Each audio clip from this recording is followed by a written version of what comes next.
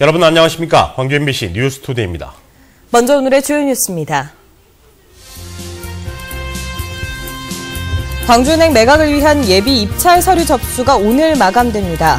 광주 전남 상공인연합과 전북은행, 대구은행 등 3파전이 예상되는 가운데 광주은행 노조도 컨소시엄에 참여할 것으로 보입니다.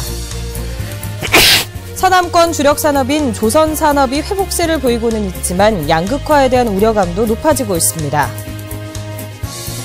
실속형 선물 세트가 인기를 끌면서 지역 백화점들의 올 추석 매출이 작년보다 소폭 증가했습니다. 농기계 교통사고의 치사율이 일반 교통사고에 비해 10배 가까이 높다는 연구 결과가 나왔습니다. 광주은행 매각을 위한 예비 입찰 서류 접수가 오늘 마감됩니다. 입찰 서류를 낸 기업들의 면면을 보면 광주은행 민영화의 윤곽이 그려질 것으로 보입니다. 황성철 기자입니다. 광주은행의 실사자료 정보 활용을 위한 비밀유지 확약서를 제출한 세 곳은 일단 입찰에 참여할 것으로 예상됩니다.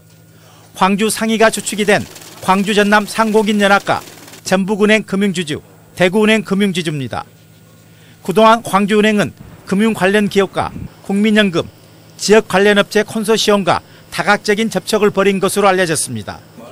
고용 안정과 자율경영, 계속 기업 유지 등을 위해 외국계 자본과 산업 자본을 제외한다는 광주은행 내부 방침은 정해졌습니다.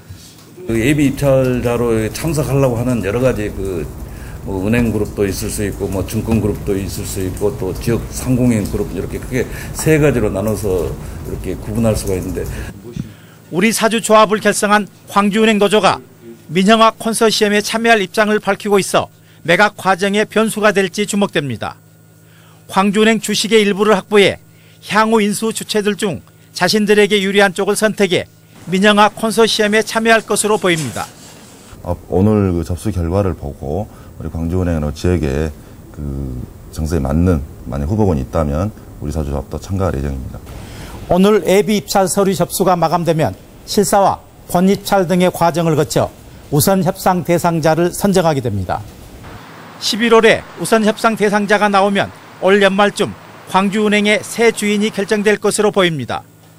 현재 1조 1천억 원대의 광주은행 인수 가능 지분 56.97%를 확보하기 위해서는 7천억 원 안팎의 자금이 소요될 것으로 추정됩니다.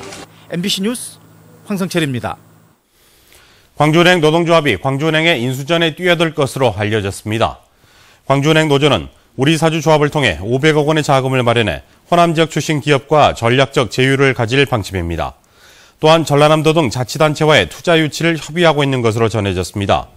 광주은행 노조는 이런 내용을 담은 투자 유치 제안서를 오늘 예비 입찰 서류 접수 마감 전까지 제출할 예정입니다. 민주당 이용섭 의원은 소득세 최고 세율이 적용되는 과세 표준을 현행 3억 원에서 1억 5천만 원으로 낮춰야 한다고 주장했습니다. 이용섭 의원은 우리나라의 경우 소득세 최고 세율이 적용되는 과세 표준이 1인당 국민소득의 11.68배 수준으로 프랑스 2.17배, 캐나다 2.38배, 일본의 3.84배보다 현저히 높고 67배 수준인 미국, 일본, 독일보다도 2배 가까이 높다며 이같이 주장했습니다. 또 최고세율 과세 표준을 1억 5천만 원으로 낮추면 연간 3,500억 원의 세수가 증가하고 고소득자에 대한 적정 과세도 이뤄질 것이라고 지적했습니다. 장병환 민주당 정책위 의장은 이른바 깡통 전세로 인한 세입자들의 피해를 방지하기 위해 주택임대차 보호법 개정안을 발의했다고 밝혔습니다. 장병환 의원이 발의한 개정안은 1년에 2차례 세입자가 집주인의 주택담보대출과 이자 연체 여부 등을 해당 금융기관에 요청할 수 있고 대출기관은 10일 이내 이를 통보하도록 규정하고 있습니다. 서남권의 주력 산업인 조선산업이 회복세를 보이고 있는 지표들이 나오고 있습니다. 장기 불황에서 벗어나는 신호로 받아들여지고 있지만 양극화의 우려감이 높아지고 있습니다. 신광하 기자가 보도합니다. 현대삼호중공업은 올 들어 컨테이너선 등 20척을 수주해 지난 2008년 이후 가장 많은 수주량을 기록하고 있습니다. 조선업의 전방 산업인 해운경기 회복세가 예상되면서 선사들의 조기 발주가 본격화되고 있다는 신호입니다. 경기 회복 조짐이 보이고 있고 또 선주들도 지금 성과가 바닥을 쳤다고 보고 지금 저가에 선박을 구입할 수 있는 좋은 기회라고 이렇게 생각하고 있는 것 같습니다. 친환경과 에너지 효율적인 선박을 요구하는 추세도 조선경기 회복세에 한몫을 하고 있습니다. 세계 4위의 조선업체인 현대삼호중공업은 올 들어 수주 목표액의 90% 가까이를 채웠습니다. 이런 상태라면 본격적인 건조 작업에 들어가는 오는 10월부터는 서남권 최대의 조선산단인 대불산단의 물동량도 그만큼 늘어날 수 있다는 얘기입니다. 조선경기가 회복세로 전환되면서 대우조선해양도 해남 대한조선의 위탁 경영기간을 오는 2016년까지로 연장했습니다. 또 산업은행의 자금 지원도 본격화되면서 대한조선의 건조 덕후도 다음 달부터는 분주해질 전망입니다. 그러나 조선경기 회복의 효과는 당분간 중대형 조선업체들에만 영향을 미칠 것으로 전망됩니다. 이쪽 전남 지역의 조선 산업에 온기가 오기까지는 앞으로 한 6개월 이상의 기간이 필요하리라고 생각됩니다. 조선경기가 회복세로 전환됐다는 신호는 감지되고 있지만 서남권 조선업계 전반으로 확산되기까지는 아직 시간이 필요한 상황.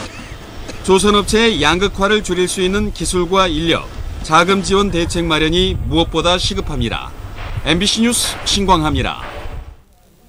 현대삼호중공업이 한 척당 2천억 원이 넘는 고부가 가치 선박인 LNG선을 세계 최초로 육상에서 건조하고 있습니다. 현대삼호중공업이 육상 건조하는 LNG선은 노르웨이 골라사가 주문한 16만 2천 세제곱미터급의 길이 289m, 폭 46m, 무게 3만 4천여 톤에 달하는 대형 선박으로 앞으로 2차례 시험 운전을 거쳐 내년 7월 말 인도될 예정입니다. 현대삼호중공업은 수주해 놓은 10척의 LNG선을 연속으로 육상에서 건조할 계획입니다. 광주 지역 백화점들의 추석 매출이 작년보다 소폭 증가했습니다. 광주 신세계는 올해 추석 선물 세트 매출이 작년 추석에 비해 7% 신장한 것으로 나타났다고 밝혔고, 롯데백화점 광주점도 11% 늘어난 것으로 집계됐다고 밝혔습니다. 또 고가형 선물보다는 과일과 건강식품 등 중저가의 실속형 선물 세트가 많이 팔려 매출 신장세를 이끌었다고 설명했습니다. 농작물 수확이 한창인 농촌에서는 이때를 노리는 도둑들 때문에 걱정이 많습니다. 그런데 이런 걱정을 덜어줄 기발한 예방책이 잇따라 도입되고 있습니다. 김진성 기자가 취재했습니다. 농촌 지역의 한 파출소 앞마당. 고추를 말리는 작업이 한창입니다. 해마다 수확기, 도로나 마을 길목에 고추와 깨를 말리는 게 흔한 풍경이지만 동시에 절도범들의 손쉬운 표적이 되는 실정. 농민들 걱정이 커지자 경찰이 주차장을 개방하고 농작물이 다 건조될 때까지 지켜주기로 했습니다. 그게 안심만 여기다 놓으면 안심하잖아요. 누가 가져갈 면도 없고. 그게 참 좋더라고요. 올 들어 전남에서 신고된 농작물 절도 사건만 40여 건에 이르지만 해결된 건 절반도 안 됩니다. 경찰은 CCTV가 없는 농촌 지역 길목과 농작물 보관 장소에 블랙박스가 장착된 차량을 주차하는 방식을 도입했습니다.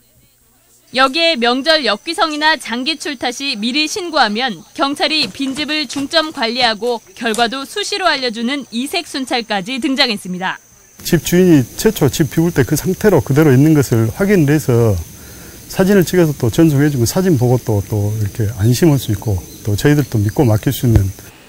도심 건물에서 주로 쓰이는 적외선 경보기도 농촌에 6,000대 가까이 설치된 상황. 경찰과 농민들이 기발한 대응책을 쓰며 수확철마다 기승을 부리는 농작물 도둑 막기에 안간힘을 쓰고 있습니다. MBC 뉴스 김진선입니다. 농기계 교통사고의 치사율이 일반 교통사고에 비해 10배 가까이 높은 것으로 나타났습니다. 농협경제연구원에 따르면 지난해 기준으로 농기계 교통사고 100건당 치사율은 20.4명으로 전체 교통사고 치사율 2.4명에 비해 10배 가까이 높았습니다. 또 전체 교통사고 가운데 농기계 사고가 차지하는 비중이 지난 2002년 0.1%에서 작년에는 0.18%로 10년 사이에 2배 가까이 증가했고, 특히 농번기인 5월과 10월에 사고가 집중된 것으로 나타났습니다. 어제 오후 5시 30분쯤 곡성군 고달면의 한 하천에서 낚시를 하던 33살 김모 씨가 물에 빠졌다 출동한 119 구조대에 20분 만에 구조됐지만 숨졌습니다.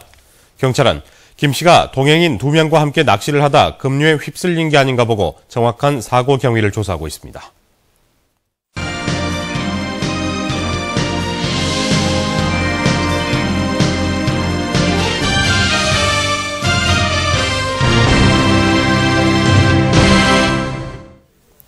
사고를 내거나 교통법규를 어기면 벌점이 생겨서 면허가 정지되거나 취소되죠.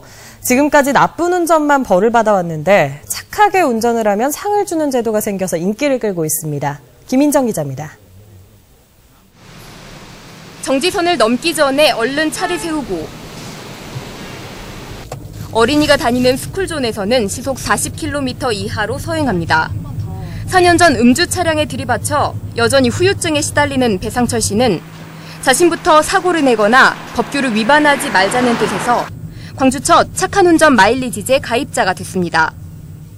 제가 1호 사역자인 만큼 한 번 더 신호를 확인하게 되고 더 교통법규를 더 잘 지키게 하는 그런 계기가 되었습니다. 착한 운전 마일리지제는 교통법규를 잘 지킨 운전자에게 마일리지를 적립해주는 제도입니다. 이렇게 서약서를 작성하고 1년간 무사고 무위반을 지키면 마일리지가 10점 적립됩니다. 만약 운전자의 면허 벌점이 40점이 넘어 면허 정지 대상자가 되면 쌓아둔 마일리지로 벌점을 깎을 수가 있습니다. 운전자 여러분들에게 혜택만 있는 제도이고 위반 시에 그 다음날 바로 경찰서에서 갱신할 수 있는 장점이 있습니다. 지금까지 광주에서만 운전자 100명 중 9명, 7만 명이 넘는 운전자가 착한 운전 마일리지제에 등록했고 전남 지역에서도 운전자 100명 중 6명, 5만 명 이상이 등록했습니다. MBC 뉴스 김인정입니다. 광주시는 안전한 도로 환경을 조성하기 위해 오늘부터 2달 동안 도로시설물 200여 곳에 대해 안전점검을 실시한다고 밝혔습니다. 이번 점검 대상은 광신대교와 선운 지하차도, 용산터널 등 교량과 지하차도 터널 등으로 광주시는 균열 여부나 포장 상태, 부식 여부 등을 집중적으로 점검한 뒤 보강 공사를 할 예정입니다. 북한 어린이들에게 겨울용품을 보내는 운동이 추진됩니다. 광주시 남북교류협의회와 자원봉사센터 등은 북한 어린이들에게 겨울 네이와 뜨개질로 만든 모자와 목도리 등 겨울용품을 전달하기 위해 오늘 11월 시민들이 참여해 직접 뜨개질을 하는 행사를 열기로 했습니다. 또 오늘 기자회견을 열어 행사의 취지를 설명하고 시민들의 참여를 호소하기로 했습니다. 내년도 정부 예산안이 내일 확정될 것으로 예상됨에 따라 광주와 전남의 국비 확보 여부가 주목받고 있습니다. 광주시에 따르면 내년도 정부 예산안에 광주의 경우 자동차 100만 대 생산기지 조성과 LED 조명산업 클러스터 조성, 도시철도 2호선 건설 등이 반영될 것으로 예상돼 사상 첫 국비 3조 원 시대가 기대되고 있습니다. 반면 전남의 경우 목포 순천 간 남해안 고속철 사업에 2억 원, 흑산도 공항 건설에 3억 원, 송정 목포 간 호남 고속철도 건설 사업에는 한 푼의 국비도 반영되지 않는 등 주요 SOC 사업이 누락되거나 삭감돼 정부의 최종 예산안 결정에 촉각을 곤두세우고 있습니다. 이달 초 동남아 문화장관 회의에 이어 이번 주에는 한중일 세 나라의 문화장관들이 광주에서 만납니다. 문화체육관광부와 광주시는 오는 27일부터 이틀 동안 한중일 문화장관들이 모여 문화교류와 협력 방안을 논의하고 광주와 중국의 천주, 일본의 요코하마를 동아시아 문화도시로 선포할 예정이라고 밝혔습니다. 이번 회의에는 유진용 문화부 장관이 참석할 예정인데 동아시아 문화장관 회의 때 불발됐던 광주시장과의 회동이 성사될지도 주목됩니다. 무등산 국립공원 정상이 오는 29일에 개방됩니다. 개방되는 구간은 서석대에서 부대 호문을 지나 인왕봉과 부대 정문으로 나오는 0.9km 코스이며 군부대를 지나는 만큼 탐방객들은 신분증을 소지해야 합니다. 지난 1966년 군부대 주둔으로 출입이 통제됐던 무등산 정상은 지금까지 모두 8차례 개방돼 21만 3천여 명의 탐방객이 다녀갔습니다. 지리산 화엄사 지구에 생태탐방 연수원이 들어섭니다. 국립공원관리공단은 지리산 화엄사 지구에 자연 생태를 체험하고 학습할 수 있는 산악형 생태탐방 연수원을 조성한다고 밝혔습니다. 4,000제곱미터 규모로 지어질 연수원은 이달 중에 착공에 들어가 내년 11월에 완공될 예정입니다. 전라남도가 기후변화에 대응한 수산자원 개발에 나섰습니다. 전라남도는 최근 30년 동안 연안 해역의 수온이 평균 0.8도 높아지면서 아열대 생물종 출현이 늘어남에 따라 기후변화 대응 연구산업단을 운영하기로 했습니다. 또 월동 가능 어장과 아열대성 대체 품종으로 양식 기술을 새롭게 개발해 나갈 계획입니다. 전남 남해안에서 계속해서 해파리떼가 출현하고 있습니다. 국립수산과학원 해파리 대책반은 강독성의 노무라입깃 해파리 등의 출현이 점차 감소하는 추세지만 전남 남해안 등지에서 계속 관찰되고 있으며 일부 해역에서는 대량 출현도 예상된다고 밝혔습니다. 7월에서 9월 사이에 개체수가 빠르게 증가하는 노무라입깃 해파리는 촉수에 강한 독을 가지고 있으며 수산업에 상당한 피해를 미치는 것으로 알려져 있습니다. 청보리가 사료작물에서 고부가 가치의 기능성 식품 원료로 각광받고 있습니다. 전라남도에 따르면 새싹보리 또는 보리순이라 불리는 보리의 어린 잎이 차와 떡, 면과 음료류와 같은 식품의 기능성 첨가 소재로 주목받고 있으며 영광과 순천 등지에서 재배 면적이 늘고 있습니다. 그동안 소비가 크게 줄어온 보리는 최근 사료작물 용도로 명맥을 유지해오고 있으며 지난해에는 수매제까지 폐지됐습니다. 광주에 있는 개발 제한 구역 4곳이 국비사업 대상지로 선정돼 환경문화사업이 실시됩니다. 대상 지역은 동구 너릿제와 남구 이장동, 북구 삼각동과 광산구 운영마을 등 4곳으로 이 가운데 너릿제와 삼각동 2곳에는 누리길이 조성됩니다. 또 광산구 운영마을에는 여가녹지 조성 사업이, 남구 이장동에는 동학농민혁명을 기념하는 역사문화경관 사업 등이 추진될 예정입니다. 이들 마을이 지원받게 되는 국비는 모두 12억 6천만 원입니다.